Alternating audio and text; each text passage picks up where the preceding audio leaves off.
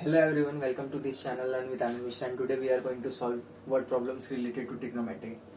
तो हमने इसके पहले वाले लेक्चर में क्वेश्चन नंबर 3 तक हो चुका था हमारा। तो आज हम लोग क्वेश्चन नंबर 4, 5th और 6 सॉल्व करेंगे। ठीक है, क्वेश्चन नंबर 4 क्या दिया है? क्वेश्चन नंबर 4 दिया है 2 poles of height 18 meters and 7 meters। दो पोल है। पोल का मतलब क्या होता है? खंबा। एक सेकेंड, खंबा दिया है, ठीक है, कोई भी खंबा हो सकता है, बिजली का खंबा हो गया या फिर कुछ हो गया। क्या दिया है? 2 poles of height 18 metre and 17 metre. ये तो ग्राउंड है, ठीक है। तो ये 18 मीटर हाइट दिया है और एक का हाइट दिया है 7, कितना दिया है? 7 मीटर्स, ठीक है। Are erected on a ground, तो ग्राउंड पे वो खड़ा है। आगे क्या दिया है? The length of the wire fascinated at the top in is 22 metre. ये दोनों पोल के ऊपर से एक वायर जा रहा है जिसकी लेंथ दी है 22 मीटर, ठीक है। आगे क्या दिया है?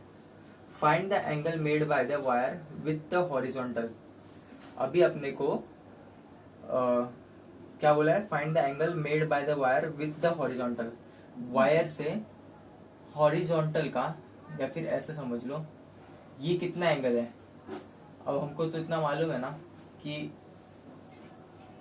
इसको क्या बोलते हैं? Alternate angle. अगर ये हॉरिजॉन्टल के साथ जो इधर एंगल होगा वो इसके इक्वल होगा, ठीक है। तो या तो ये एंगल फाइंड करो या तो ये, तो अपन ये वाला फाइंड करेंगे, ठीक है।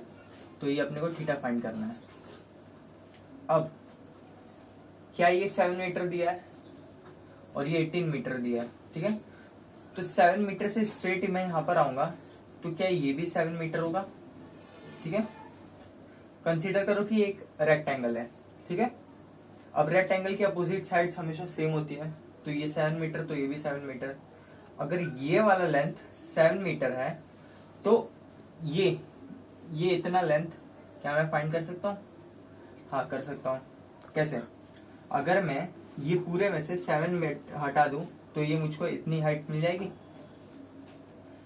यहां पर नेम दे देते हैं, चलो, ए बी सी डी और ई। तो यहां पर लिख देते हैं ए डी इक्वल टू, अपने को 18 मीटर दिया है, इतना पता है अपने को, और बी डी अपने को मालूम पड़ गया है कि 7 मीटर है। क्यों? क्योंकि सीई 7 मीटर है और उसके अपोजिट साइड वाला हमेशा 7 मीटर ही होगा, क्योंकि opposite side of a rectangle is always similar. Similar नहीं, कॉन्ग्रुएंट। तो क्या मैं एडी में से बीडी माइनस कर दूं तो ए बी मिल जाएगा? तो फिर वही करना है, एडी इक्वल टू, एक सेकेंड, हाँ, अपने को ए बी फाइंड करना है, तो A B equal to AD minus B D. तो 18 माइनस 7 करूंगा तो आंसर क्या आएगा मेरा? 11। तो इसका लेंथ मिल गया 11। अब ध्यान से देखना है अपने को, ये थीटा है। मैं हमेशा बोलता हूँ थीटा से अपने को देखना है कि थीटा के अपोजिट में क्या लाई कर रहा है। अपोजिट वाली वैल्यू दी है, एडजेसेंट वाली दी है, कि हाइपोटेन्यूज की वैल्यू दी है। तो यहाँ पर थीटा की कौन कौन सी वैल्यू मेंशन है? थीटा से अपोजिट वाली वैल्यू मेंशन है, मतलब अपोजिट का कुछ टर्म आना चाहिए। मैं कौन सा फॉर्मूला यूज करूंगा जिसमें अपोजिट का टर्म रहना चाहिए? अब अपोजिट का टर्म एक तो साइन थीटा में होता है और एक टेन थीटा में होता है। और दूसरा क्या वैल्यू उन्होंने अपने को? हाइपोटेनियस, और हाइपोटेनियस का नोन है, ठीक है। तो अपोजिट और हाइपोटेनियस कौन से एक फॉर्मूले में आते हैं? फॉर्मूला क्या है? साइन थीटा है। Sine theta equal to opposite upon hypotenuse, ठीक है। तो अपोजिट, थीटा के अपोजिट क्या दिया है? 11। हाइपोटेनियस क्या दिया है? 22। तो 11 1 जा, 11 2 जा, साइन थीटा इक्वल टू 1/2। अब हमने टेबल पढ़ा था, साइन थीटा 1/2 कब होता है? साइन थीटा 1/2 तभी होता है जब थीटा इक्वल टू 30 डिग्री होता है ना। वो टेबल हमने पढ़ा था, साइन 0 पे 0 होता है, 30 पे 1/2 होता है, 40 पे 1/√2 होता है, और 60 पे √3/2 होता है, और 90 पे 1 होता है। तो साइन 1/2 कब आ रहा है? कौन सी थीटा के वैल्यू पे आ रहा है? थीटा कौन सी वैल्यू है? 30 डिग्री है ना। तो अपने को बोला था कि find the angle with horizontal, wire make with horizontal. अब हॉरिजॉन्टल का मतलब क्या होता है, ये वर्टिकल होता है, ये हॉरिजॉन्टल होता है। अब सब लोग को बहुत डाउट होता है कि वर्टिकल और हॉरिजॉन्टल में क्या डिफरेंस होता है।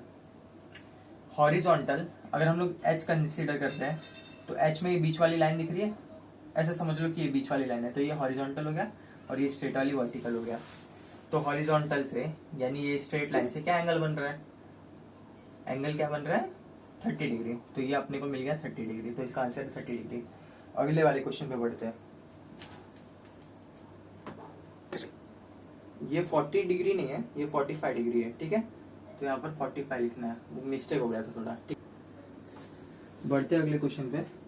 अगला क्वेश्चन दिया है a storm break a tree and the top. A storm break a tree, एक ट्री या फिर किसी आंधी की वजह से गिर जाता है, ये रहा ट्री, ठीक है। ये कुछ आंधी आती है तो ये गिर जाता है, पहले ऐसा था लेकिन गिरने के बाद कुछ ऐसा दिख रहा है, ठीक है। आगे क्या दिया है, tree top rested 20 metre from the base. ये जो ट्री का टॉप है वो 20 मीटर बेस की दूरी से रेस्ट कर रहा है जाके, मतलब गिर रहा है वहां पर 20 मीटर दूरी पे, ठीक है। आगे क्या दिया है, making an angle 60 degree with the horizontal. अब मैंने वही बताया था, हॉरिजॉन्टल यानी एच हॉरिजॉन्टल से चालू होता है, इसकी बीच वाली लाइन समझ लो स्ट्रेट वाली लाइन है, तभी ये स्ट्रेट वाली लाइन से कितना एंगल बना रहा है, इधर कितना दिया 60 डिग्री, ठीक है। आगे क्या दिया है, एक ना 60 degree with the horizontal, find the height of the tree. अब ये ट्री की टोटल हाइट पूछ रहा है जो पहले थी। अब अपने को कैसे मालूम पड़ेगा, अपने को एक एंगल दिया था 60 डिग्री और 20 मीटर दे दिया है। अब मैं पहले ये फाइंड करूंगा और फिर ये फाइंड करूंगा। अब थीटा में ये कौन सा पार्ट आता है, एडजेसेंट, क्योंकि थीटा इसको ही बोलेंगे ना, जिधर एंगल दिया वो थीटा के एडजेसेंट है। ये वाला पार्ट ऑपोजिट है और ये वाला हमेशा हाइपोटेनियस होता है क्योंकि ये 90 डिग्री है, ठीक है। तो थीटा से सबसे पास वाला जो साइड होता है ना, तो उसको एडजेसेंट साइड बोलते हैं। तो मेरे को ये फाइंड करना है और ये दोनों फाइंड करना है, तो या तो मैं पहले ये फाइंड करूं या तो ये फाइंड करूं, पहले ये फाइंड करते हैं, ठीक है। तो मुझको कौन कौन से टर्म की जरूरत रहेगी, मेरे को एडजेसेंट पता है, हाइपोटेनियस चाहिए। तो एडजेसेंट और हाइपोटेनियस कौन से फॉर्मूले में आते हैं, tan theta equal to opposite upon hypotenuse, opposite upon adjacent, ठीक है। अपोजिट क्या दिया है नहीं पता अपने को, तो यहां पर लिख देंगे, कुछ भी नेम डाल देंगे कि लेट द हाइट, लेट, एक मिनट में लिखता हूं, let the height after tree got broked B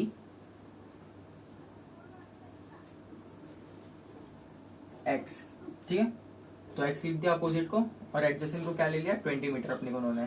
theta की वैल्यू क्या दी है 60 डिग्री, तो tan 60 equal to X upon 20, ठीक है। तो tan 60 की वैल्यू क्या होती है, tan 60 की वैल्यू होती है tan 0 पे क्या होता है 0, 30 पे क्या होता है 1 अपॉन √3, 45 पे 1, 60 पे √3, तो 60 पे क्या है √3, तो √3 लिख दिया इक्वल टू एक्स अपॉन 20। अब ये डिवाइड हो रहा है, यहाँ पर आके मल्टीप्लाई हो जाएगा, तो 20 √3 इक्वल टू एक्स। तो अपने को इतनी हाइट पता चल गई, ये क्या है 20 √3। अब हमें क्या फाइंड करना है, ये हाइपोटेनियस वाला साइड। अब अपने को एडजेसेंट पता है, हाइपोटेनियस भी निकाल सकते हैं, और अपोजिट पता है और हाइपोटेनियस भी निकाल सकते हैं, या तो कॉस लगाओ या तो साइन लगाओ, क्योंकि दोनों की वैल्यू अपने को नॉन हो चुकी है, ठीक है। अगर ये वाली साइड फाइंड कर लेंगे तो हम लोग ऐसा समझेंगे ना कि ये वाली ऊपर अगर मैं साइड लेके आऊंगा तो ये पूरे ट्री का मेरे को वैल्यू पता चल जाएगा, इसको और इसको ऐड करके, ये वाले पार्ट को ऐड करके, ठीक है। तो 20 √3 दिया है, 20 अपने को पता है, मैं ये फाइंड कर सकता हूँ, या तो cos थीटा लगाओ sin थीटा, cos थीटा लगाऊंगा तो एडजेसेंट से होगा, sin थीटा लगाऊंगा अपोजिट पे होगा, क्योंकि दोनों में हाइपोटेनियस अपने को पता रहता है दोनों फॉर्मूले में। तो मैं लगा रहा हूँ अपोजिट से करता हूँ, ठीक है। तो sin theta equal to opposite upon hypotenuse, ठीक है। साइन थीटा, थीटा की वैल्यू क्या दी है 60, तो साइन 60 इक्वल टू अपोजिट क्या है 20√3 और इसको ले लेते हैं y, इसको लेट करके लिख देना कि ये y है, इसकी वैल्यू y है। साइन 60 की वैल्यू क्या होती है, साइन 60 की वैल्यू होती है √3/2, इसकी वैल्यू क्या दी है 20√3/y। और y को ऐसे समझो ऊपर आ रहा है और √3 नीचे आ रहा है और 2 ऊपर जा रहा है, क्योंकि ये इधर डिवाइड हो रहा है, इधर आएगा तो मल्टीप्लाई हो जाएगा, और √3 इधर ऊपर साइड है तो इधर नीचे हो जाएगा 20√3/√3, और ये 2 इधर नीचे है तो वो ऊपर चला जाएगा, ठीक है। तो √3 कैंसिल। अब 20 इंटू 2 कितना होता है, y की वैल्यू की हो जाएगी 40। तो क्या मैं ऐसा लिख सकता हूँ, टोटल हाइट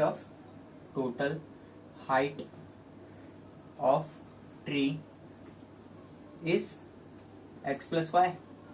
x की वैल्यू कितनी दी है 20√3, y की वैल्यू कितनी दी है 40। तो ऐसा करके मैं लिख सकता हूँ।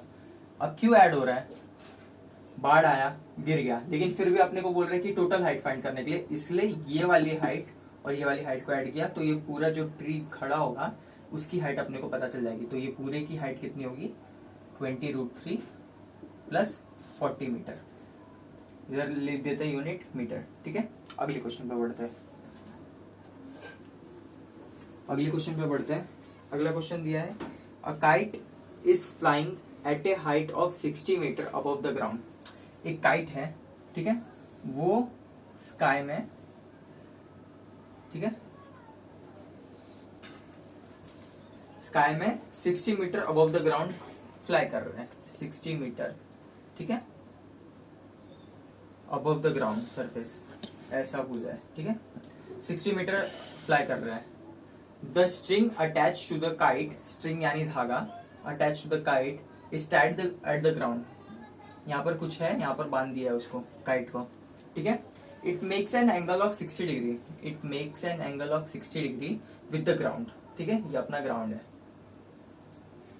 आगे क्वेश्चन में क्या दिया है, assuming that the string is straight, assuming that the string is straight, ये स्ट्रिंग स्ट्रेट है, ना ही कर्व है ना कुछ है, अपने को ऐसे समझना है कि ये स्ट्रिंग स्ट्रेट है ताकि एक हाइपोटेनियस जैसा हम इमेजिन कर सके, इसलिए क्वेश्चन में स्ट्रिंग स्ट्रेट बोला है। Find the length of the string, अपने को ये स्ट्रिंग की लेंथ फाइंड करनी है, ठीक है, LEN लेंथ, ठीक है। और √3 की वैल्यू दे दी अपने को, √3 की वैल्यू दी है 1.73। तो पहले कंडीशन पढ़ते हैं, a kite is flying at the above 60 metre ground, the string is attached to the ground and it makes with 60 degree. अभी फाइंड करना है अपने को स्ट्रिंग, अपने को एंगल पता गया, चल गया 60 डिग्री है, ठीक है, अपने को एंगल पता है और अपोजिट पता है, ठीक है, ये थीटा है, थीटा के अपोजिट वाली चीजें पता है, हाइपोटेनियस फाइंड करना है। अब ये तीन चीजें किस किस में आती है, पहली बात तो थीटा तो सब में होता है, वो तो सब में आएगा, लेकिन अपोजिट और हाइपोटेनियस कौन से वाले टर्म में आती है, ये थीटा है, थीटा के अपोजिट, और हाइपोटेनियस किसी साइड में आएगा, कौन से फॉर्मूले में, साइन के फॉर्मूले में, sine theta equal to opposite upon hypotenuse. ये थीटा है, थीटा से अपोजिट क्या है 60 मीटर, तो साइन ग्राउंड से भी 60 बना रहा है, ठीक है, अपोजिट वैल्यू क्या दी है 60, हाइपोटेनियस अपने को फाइंड करना है, ठीक है। 60 साइन 60 की वैल्यू क्या होती है √3/2 इक्वल टू 60 अपॉन हाइपोटेनियस। अब हाइपोटेनियस इधर जाएगा, 60 इधर आएगा, 2 इधर डिवाइड हो रहा है, ऊपर जाके मल्टीप्लाई हो जाएगा, और √3 इधर ऊपर है तो इधर आके नीचे चला जाएगा, इधर ऊपर के साइड में तो इधर आके नीचे चला जाएगा, ठीक है। अब 60 इंटू 2 करेंगे तो कितना होगा 120 डिवाइडेड बाय √3, √3 की वैल्यू क्या दी है 1.73, तो √3 की जगह पे 1.73 रखेंगे, 120 अपॉन 1.73 रखेंगे। अब इसको 120 से डिवाइड कर देंगे, कैसे भी डिवाइड कर सकते हैं हम लोग, जैसे कि या तो पॉइंट आगे बढ़ा दो मल्टीप्लाई बाय 100 करके, या तो ऐसे ही डिवाइड कर दो। इसको अप्रोक्सीमेटली हम लोग लेट करते हैं कि कुछ 1